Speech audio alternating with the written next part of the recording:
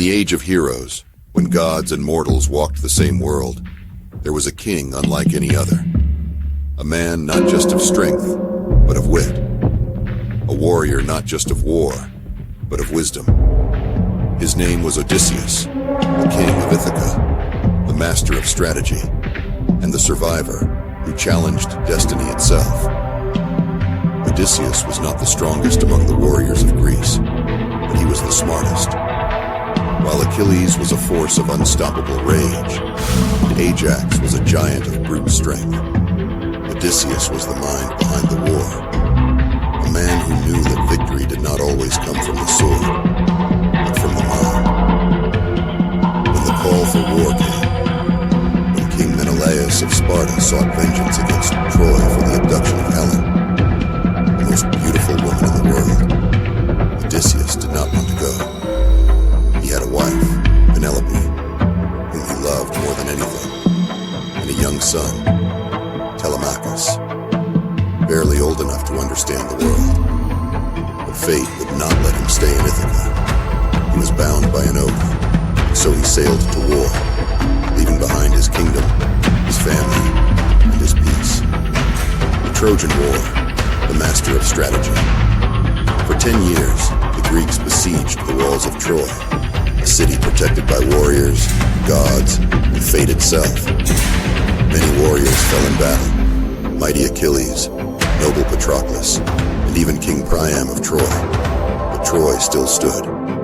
No force could break its walls. No army could storm its gates. And then came Odysseus's greatest idea, one that would change history forever. The Trojan Horse. A trick so simple, so brilliant, that it ended a war that lasted a decade in a single night. He ordered his men to build a massive wooden horse, hollowed out inside, where the greatest Greek warriors could hide. They left it outside Troy's gates, pretending to sail away, while a single Greek spy whispered to the Trojans, "This is a gift to the gods." The Trojans brought the horse inside their city, celebrating their supposed victory. And when night fell, Odysseus and his warriors emerged from within, opening the gates for the Greek army. By dawn, Troy was in flames. The war was over. The long road home, Odysseus versus the gods. With Troy defeated, Odysseus and his men set sail for home. But the gods were not finished with him yet. His journey back to Ithaca should have taken weeks, but instead, it became a 10-year nightmare. A test of wit, endurance, and survival. First, they landed on the island of the Cyclops, where the giant one-eyed monster, Polyphemus, trapped them in his cave. No sword could pierce his thick hide. No man could fight him head-on. But Odysseus found another way. He gave the Cyclops strong wine, making him drunk, and when the monster fell asleep, Odysseus blinded him with a burning spear. As they escaped, Polyphemus roared in pain, cursing Odysseus and calling upon his father, Poseidon, god of the sea, to take revenge. And Poseidon heard him. From that moment on, the sea became Odysseus's greatest enemy. His fleet was scattered by storms. His men were lost one by one, and island after island, he was tested. He faced the enchantress Circe, who turned his men into pigs, but with his cunning, he tricked her into restoring them.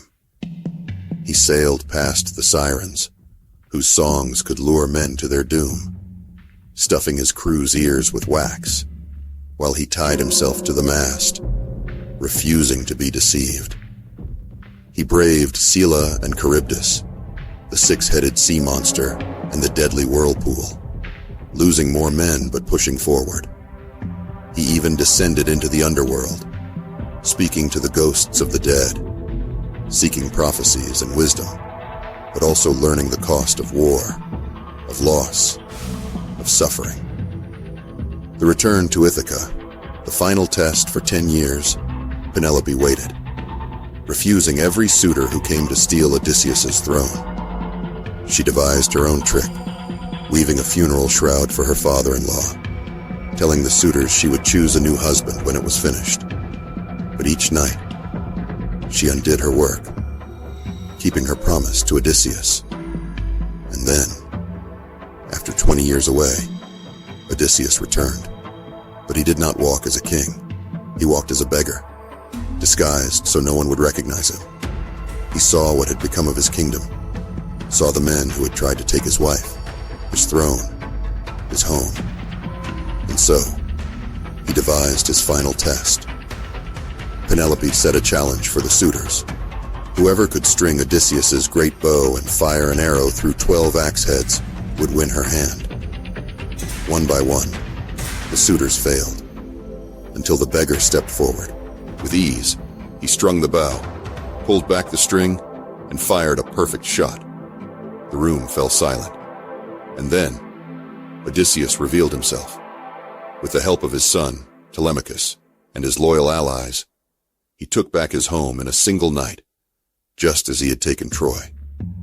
At last, he was home. The legacy of Odysseus, the king who endured Odysseus, was not the strongest.